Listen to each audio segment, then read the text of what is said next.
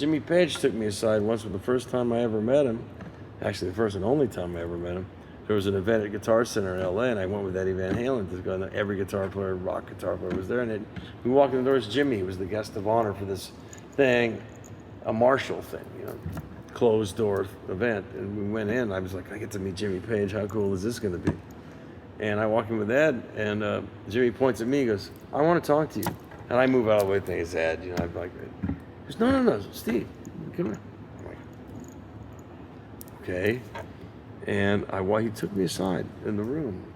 Everybody's kind of looking at me like, hey, he goes, I want to tell you something. I read in a guitar magazine that you said, like, well, being a studio musician, people give you heat for, as opposed to maybe I'd be taken more seriously as a rock guitar player if I didn't do all that stuff. And Jimmy goes, that's not true. He goes, I was a studio musician. John Paul Jones was a studio musician. He goes, a lot of those guys out there, they don't understand what that is and what it takes to be. You should be very proud of that.